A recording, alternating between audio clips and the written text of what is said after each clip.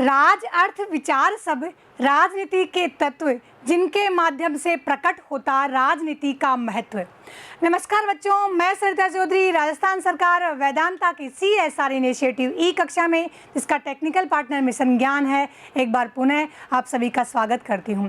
बच्चों, हम लोग पढ़ने जा रहे हैं आज शक्ति के रूप, शक्ति के आयाम पार्ट 2 के अंतर्गत। इससे पूर्व हम लोगों ने शक्ति का अर्थ और शक्ति की परिभाषा पढ़ी, जिसके आधार पर हम लोगों ने निष्कर्ष निकाला कि शक्ति को इस माध्यम के रूप में या इस साधन के रूप में प्रयोग में लिया जाता है जिसमें एक व्यक्ति या एक समूह अपनी इच्छा को दूसरे व्यक्ति पर आरोपित करता है या दूसरे व्यक्ति के माध्यम से उसे पूर्ण करवाता है, अपने लक्ष्य के अनुरूप दूसरे व्यक्ति का आचरण निर्धारित करता है। विभिन्न राजनीतिक विचारकों में शक्ति के विभिन्न रूपों या विभिन्न आयामों के बारे में अलग अलग विचार हैं। कोई विचारक शक्ति के राजनीतिक आयाम को या शक्ति के राजनीतिक रूप को महत्व देता है, तो कोई उसके आर्थिक रूप को, कोई उसके सैनिक रूप को, तो कोई उसके वैचारिक रूप को महत्व देता है।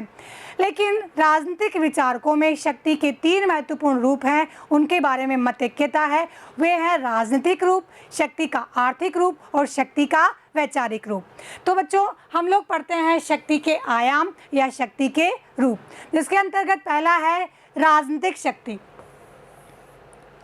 जैसा कि इसके नाम से स्पष्ट है, राजनीतिक शक्ति यानी वह शक्ति जो राजनीतिक संस्थाओं के द्वारा कार्य रूप में लाई जाती है उसे राजनीतिक शक्ति कहते हैं। राजनीतिक शक्ति से तात्पर्य होता है जब राजनीतिक संस्थाओं के द्वारा समाज के मूल्यवान संसाधनों यानी पद, प्रतिष्ठा, अधिकार, दंड, पुरस्कार और कर, इन सब का वितरण जब समाज में विभिन्न वर्गों के अंतर्गत किया जाता है तो वह राजनीतिक शक्ति कहलाती है। मुख्य रूप से राजनीतिक शक्ति का प्रयोग सरकार के द्वारा किया जाता है, यानी कार्यपालिका, व्यवस्थापिका और न्यायपालिका के द्वारा किया जाता है, जिन्हें सरकार के औपचारिक अंग कहा जाता है। लेकिन जैसा कि हम लोग देखते भी हैं कि व्यवहार रूप में सरकार की नीतियों पर, सरकार के नियमों पर और कानून व्यवस्था पर विभिन्न समूहों का, प्रभावशाली व्यक्तियों का, दबाव समूह का और राजनीतिक दलों का प्रभाव भी होता है, जिनसे प्रभावित होकर वे अपने कानूनों और नीतियों का निर्माण करते हैं, जिन्हें औपचारिक अंग कहा जाता है।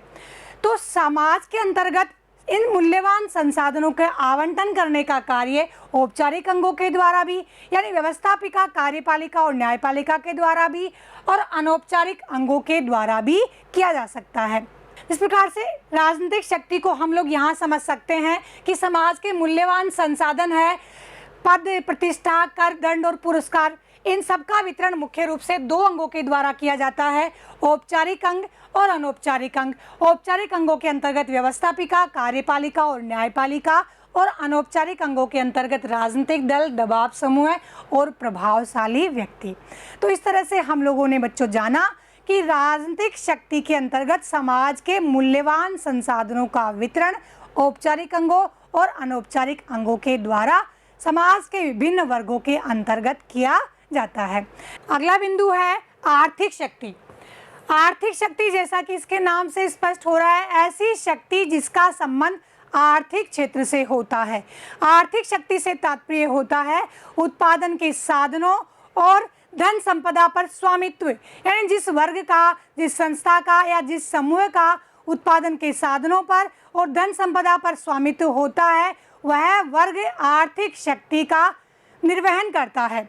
आर्थिक शक्ति से संबंधित विचारकों का कहना है कि आर्थिक शक्ति ही राजनीतिक शक्ति का निर्धारण करती है, यानी जिस वर्ग के पास में आर्थिक शक्ति होती है वह वर्ग राजनीतिक रूप से भी शक्तिशाली होता है, क्योंकि आर्थिक शक्ति राजनीतिक शक्ति को प्रभावित करती है। ऐसा व्यवहार में भी देखा जाता है और मार्क्सवादी समाजवादी विचारकों का मानना है कि आर्थिक शक्ति वह महत्वपूर्ण आधार तत्व है जिसके आधार पर राजनीतिक शक्ति का लक्ष्य या ध्येय निर्धारित होता है। राजनीति विज्ञान के अंतर्गत आर्थिक और राजनीतिक शक्ति के विवेचन का अध्ययन करने के लिए मुख्य रूप से 2 विचारधाराएं प्रचलित हैं, उदारवाद और मार्क्सवाद। बच्चों, उदारवाद और मार्क्सवाद जब हमारे पाठ्यक्रम में आगे बढ़ते हुए राजनीतिक विचारधाराएं पढ़ेंगे तब उदारवाद और मार्क्सवाद को आगे समझेंगे। यहाँ इस टॉपिक के अकॉर्डिंग मैं आप लोगों को यह बताना चाहूँगी कि इस शक्ति यानी आर्थिक शक्ति की उदारवादी संकल्पना यह कहती है कि राजनीतिक शक्ति के अनेक स्रोत होते हैं, जैसे व्यक्तित्व होता है, कानून होता है, संस्थाएं होती हैं और प्रतिभा होती है, विचारधारा होती है और ऐसे अनेक तत्व होते हैं जो आपस में अंतर्निर्भरता के कारण राजनीतिक शक्ति को पूर्ण करते हैं। कहने का तात्पर्य है, उदारवादी विचारधारा यह मानती है कि राजनीतिक शक्ति के आधार में केवल आर्थिक शक्ति ही नहीं होती, अपितु ऐसे अनेक तत्व होते हैं जो राजनीतिक शक्ति को पूर्ण करते हैं। जबकि मार्क्सवादियों का मानना है कि आर्थिक शक्ति ही राजनीतिक शक्ति का आधार निर्धारित करती है। इसे इस रूप में भी समझ सकते हैं।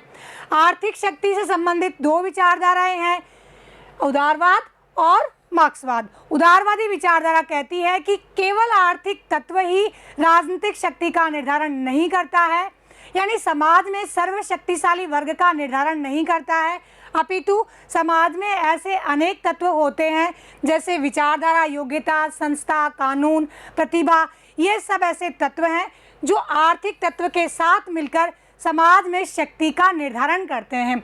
जबकि मार्क्सवादियों का मानना है कि केवल और केवल आर्थिक तत्व ही शक्ति का निर्धारण करते हैं, यानी शक्ति का महत्वपूर्ण आधार होते हैं। परंतु मार्क्सवादियों के इस विचार को यदि पूर्व सोवियत संघ के अंतर्गत वहाँ पर देखा जाए तो जहाँ पर निजी संपत्ति के स्वामित्व की पूरी तरीके से प्रतिबंध लगा देने के बावजूद भी राजनीतिक ताकतवर वर्ग नए रूप में उभर कर आया, तो वहाँ से यह सिद्ध होता है कि आर्थिक शक्ति और राजनीतिक शक्ति दोनों अलग अलग रूपों में परिलक्षित होती है। वास्तव में व्यवहार रूप में दोनों अलग अलग दिखाई देती है। इस तरह से मार्क्सवादियों की जो ये मान्यता है कि केवल आर्थिक तत्व ही शक्ति का निर्धारण करता है, जो कि पूरी तरीके से स्वीकार नहीं किया जा सकता। आगे बढ़ते हैं।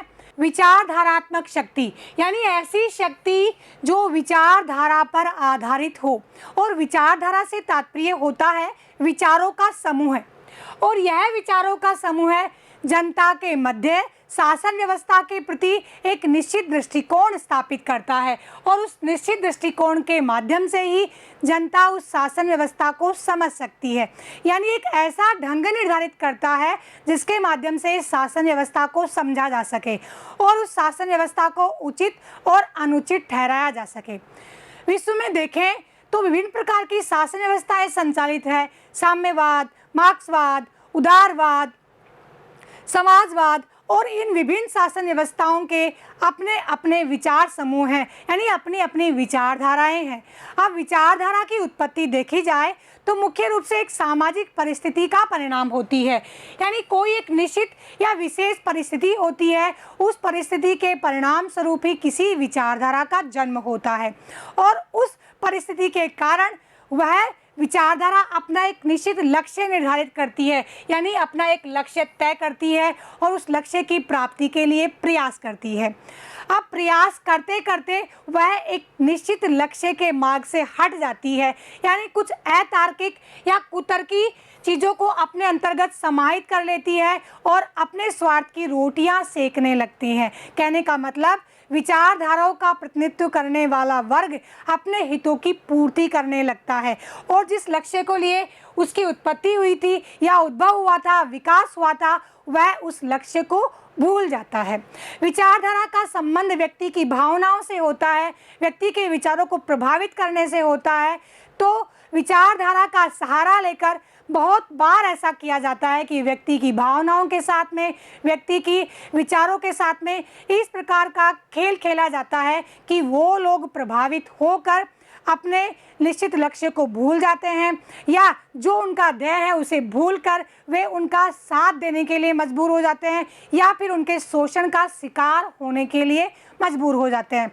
उस वर्ग के द्वारा अपने निश्चित लक्ष्य को भूलकर इस कदर तक हिंसा की जाती है, इस कदर तक लोगों को प्रताड़ित किया जाता है कि जिस हद तक उनके स्वार्थ की पूर्ति पूरी नहीं हो जाए, यानी हजारों लोगों की चाहे निर्मम हत्या ही क्यों न करनी पड़े। इतिहास में इन चीज़ों के अनेक उदाहरण हैं, जैसा कि मार्क्सवाद और साम्यवाद के नाम पर पूर्व सोवियत संघ और कंबोडिया में हजारों लोगों को मौत के घाट उतार दिया गया। इसी प्रकार चीन में माओवाद की स्थापना के नाम पर हजारों लोगों की निर्मम हत्या कर दी गई। वह विदेशों में ही नहीं, भारत के अंतर्गत भी नक्सलवादियों के द्वारा केरल, झारखंड और अनेकों दसों राज्यों में इस प्रकार की हिंसा की जाती है कि वहाँ की जनता स्वयं अपने ही लोगों से आतंकित रहती है। तो विचारधारा ऐसे विचारों का समूह है जो किसी शासन व्यवस्था को उचित ठहराने के लिए लोगों में एक सोचने का ढंग उत्पन्न करता है, लेकिन विचारधारा का नकारात्मक प्रयोग करके जनता को प्रताड़ित किया जाता है, जनता को हिंसा का शिकार बनाया जाता है, जो कि बहुत ही अनुचित साधन है। इस तरह से बच्चों, आज की वीडियो में हम लोगों ने जाना शक्ति के रूप, शक्ति का राजनीतिक रूप, शक्ति का आर्थिक रूप और शक्ति का विचारधारात्मक रूप। अगले वीडियो में हम लोग शक्ति, बल और प्रभाव के अंतर के साथ में मिलेंगे। तब तक के लिए जय हिंद, जय भारत।